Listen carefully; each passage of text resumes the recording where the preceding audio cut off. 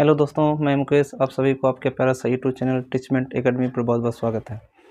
बच्चों, मैं आज जो है क्लास 10th बायोलॉजी अर्थात जीव विज्ञान का जो टॉपिक है वो आज प्रकाश संश्लेषण के बारे में आज मैं बताने जा रहा हूँ।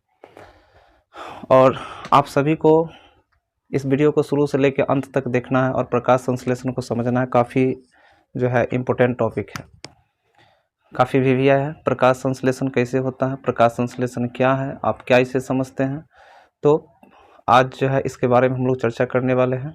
और इस वीडियो को शुरू करने से पहले जो है, इस टॉपिक को शुरू करने से पहले मैं आप सभी से एक आग्रह रिक्वेस्ट करना चाहता हूं कि आप सभी जो है इस चैनल को सब्सक्राइब कर लें और फिर बेल आइकन को भी प्रेस करें ताकि हर वो वीडियो जो मैं बनाता हूं आप तक जो है सबसे पहले पहुंच जाए, उसका नोटिफिकेशन आपको मिल जाए। तो बच्चों, आज जो है प्रकाश संश्लेषण के बारे में हम सभी जो है जानेंगे। प्रकाश संश्लेषण क्या होता है। देखिए, हम लोग इससे पहले जो है स्वपोषी और परपोषी जो है पढ़ चुके हैं। तो स्वपोषी और परपोषी में बताया गया था कि स्वपोषी यानी कि वैसे जीव जगत को रखा गया था स्वपोषी में जो स्वयं का भोजन बनाते हैं, जो दूसरों पे आश्रित नहीं होता है। जबकि परपोषी में बताया गया था कि वैसे जीव जो दूसरों पे आश्रित रह करके अपना भोजन बनाते हैं, उसको परपोषी कहते हैं। ये दो चीज़ हम लोग यानी कि पढ़ चुके हैं। तो ये स्वपोषण जो है उसमें ये अपना स्वयं का भोजन कैसे बनाते हैं, सबसे बड़ी बात यही है कि भोजन कैसे बनाते हैं। तो यहाँ पर जो है वो प्रकाश संश्लेषण के माध्यम से अपना भोजन तैयार करते हैं। तो प्रकाश संश्लेषण है क्या, ये कैसे होता है, ठीक है, और ये क्यों होता है, किसकी वजह से होता है, क्या कारण है, ठीक है। तो यह और सबसे बड़ी बात है कि किसकी उपस्थिति में प्रकाश संश्लेषण होता है, कि उसको प्रकाश संश्लेषण सिर्फ स्वपोषी ही कर सकते हैं, परपोषी नहीं कर सकते हैं, जीव जंतु नहीं कर सकते हैं, पेड़ पौधे ही सिर्फ प्रकाश संश्लेषण करते हैं। तो आखिर कुछ तो बात होगा जो पेड़ पौधे प्रकाश संश्लेषण करते हैं जबकि जीव जंतु जो है प्रकाश संश्लेषण नहीं करते हैं। तो इसी सब बातों पर आज जो है चर्चा होगा कि जो है प्रकाश संश्लेषण पौधे क्यों करते हैं, किसकी उपस्थिति में करते हैं। तो बच्चों, सबसे पहला क्वेश्चन जो है आज प्रकाश संश्लेषण का है। तो प्रकाश संश्लेषण अर्थात इसको हम लोग इंग्लिश में जो है इसको फोटोसिंथेसिस कहते हैं। फोटोसिंथेसिस इसको कहा जाता है, प्रकाश संश्लेषण को। तो आप क्या समझते हैं? तो बच्चों, मेरा प्रयास है कि आप जो है, हम यहाँ पर 3 रूपों में इसको प्रकाश यानी कि परिभाषित किया है मैंने। तो आपको जो आसान लगे आप इसको परिभाषित कर सकते हैं। जैसे पहला है कि हरे पौधे सूर्य के प्रकाश से ऊर्जा प्राप्त कर। हरे पौधे जितने भी हैं, अब ऐसा नहीं है कि मरा हुआ पौधा, जो भी हरा है जीवित है, जिसमें जान है अर्थात जिसमें पत्तियां हैं, हरा भरा। तो हरे पौधे सूर्य के प्रकाश से ऊर्जा प्राप्त करके, कहाँ से? सूर्य के प्रकाश से। सूर्य के प्रकाश से ऊर्जा प्राप्त करके क्लोरोफिल की उपस्थिति में, यहाँ पर जो है क्लोरोफिल की उपस्थिति। दूसरा क्या बताया? प्रकाश यानी कि सूर्य का प्रकाश से ऊर्जा प्राप्त करके क्लोरोफिल अर्थात ये क्लोरोप्लास्ट में पाया जाता है। क्लोरोप्लास्ट में ही क्लोरोफिल वर्णक पाए जाते हैं, जो कि पौधे के अधिकांश जो है पौधे के पत्तियों में ये पाया जाता है। पौधे के अधिकांश भाग में पाया जाता है, पत्तियों के अधिकांश भाग में पाया जाता है पर्णहरित अर्थात क्लोरोफिल।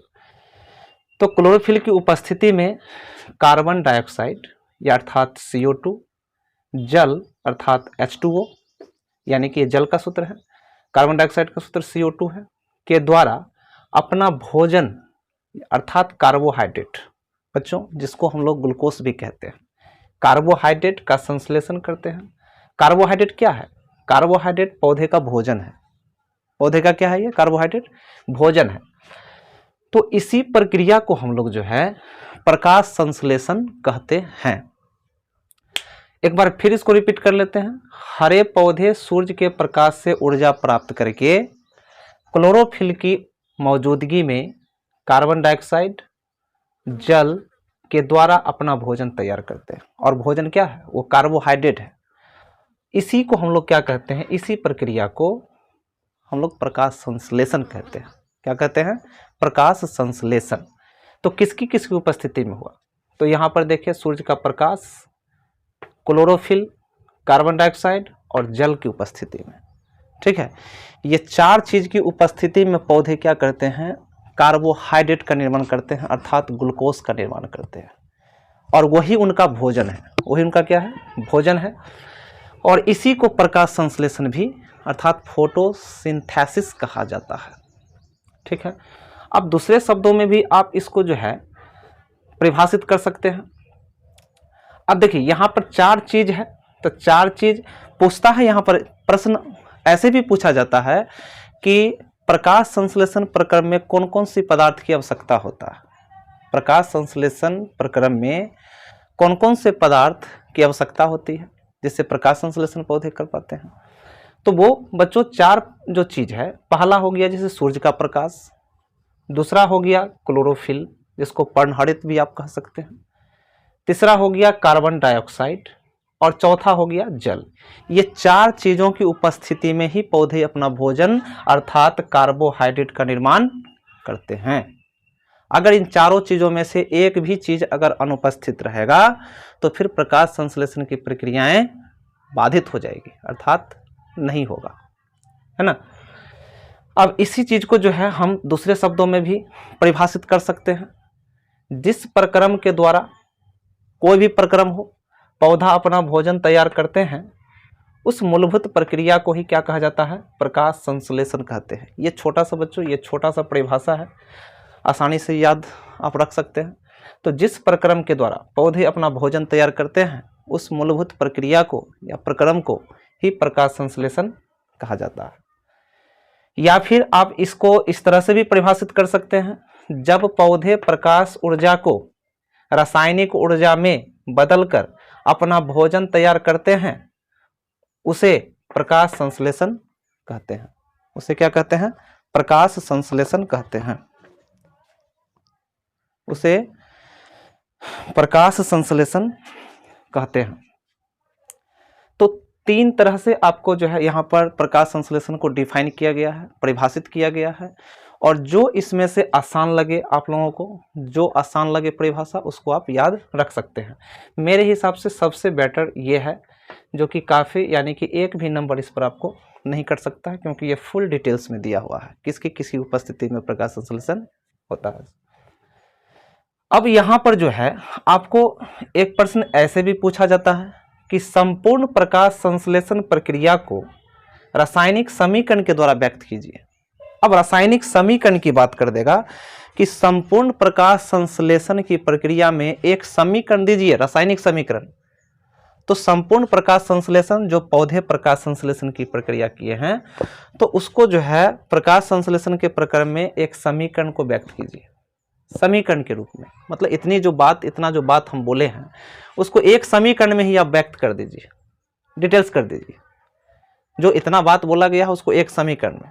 अब देखिए, तो यहाँ पर जो है 6CO2 यानी कि कार्बन डाइऑक्साइड, जल यानी कि 12H2O, तीर का निशान देंगे, सूर्य का प्रकाश, पर्णहरित, क्योंकि ये चार चीज की उपस्थिति होना चाहिए। सूर्य का प्रकाश और पर्णहरित कार्बन डाइऑक्साइड और जल के साथ क्या करते हैं? संयोग करते हैं। और संयोग करके ये कार्बोहाइड्रेट का निर्माण करते हैं, जिसको ग्लूकोज भी कहते हैं। क्या कहते हैं? ग्लूकोज भी कहते हैं। ग्लूकोज अर्थात कार्बोहाइड्रेट। और क्या रिलीज करते हैं? तो ऑक्सीजन रिलीज करते हैं वायुमंडल में, और जल को रिलीज कर देते हैं, यानी कि वायुमंडल में ये दोनों चीज को छोड़ देते हैं, ऑक्सीजन को भी और पानी को भी, है ना, जिसका उपयोग जीव जंतु करते हैं ऑक्सीजन का। और वायुमंडल में ये वाष्पन की प्रक्रिया से क्या करते हैं? जल को छोड़ते हैं, जो बादल के निर्माण में भाग लेते हैं। तो यहाँ पर जो है इस समीकरण को कैसे याद रखा जाए? तो इस समीकरण को याद रखने के लिए सबसे पहले तो जो चार चीज बताया गया है, उस चार चीज को तो याद रखना होगा। कौन कौन सा वो चार चीज है जो प्रकाश संश्लेषण में भाग लेते हैं?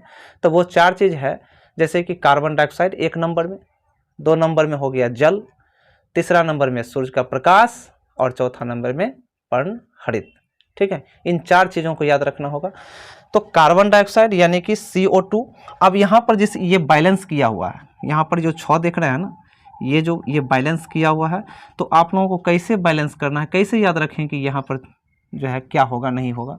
ये तो हम सीधे बैठा सकते हैं, कार्बन डाइऑक्साइड भाग लेता है, हाँ, जल भाग लेता है, हाँ, सूर्य, यहाँ पर तीर का निशान खींच करके ऊपर में सूर्य के प्रकाश को बैठा देंगे, नीचे में पर्णहरित को रख देंगे, और उसके बाद जो है इधर ग्लूकोज का सूत्र याद रखना होगा, C6H12O6, यानी कि कार्बन 6, हाइड्रोजन 12, ऑक्सीजन 6। ऑक्सीजन का सूत्र होता है O2 है, और जल का सूत्र होता है H2O। अब रही बात की संख्या को कैसे बैठाया जाए, यहाँ पर दर्शाया जाए, तो देखिए यहाँ पर जो है 6 है, तो 6 दूनी 12, ये हो गया 12 को। अब ग्लूकोज को छोड़ करके दोनों में क्या क्या लगा देना है, 6 लगा देना, बस इसको याद रखना है। पहला में 6 और 6 दूनी 12 दूसरा में, और इधर क्या करना है, ऑक्सीजन में 6 लगा देना है और जल में 6 लगा देना है। आपका बैलेंस हो जाएगा समीकरण। क्योंकि समीकरण कभी भी संतुलित समीकरण लिखा जाता है, असंतुलित समीकरण नहीं लिखा जाता है। तो इस तरह से हम इसको याद रख सकते हैं।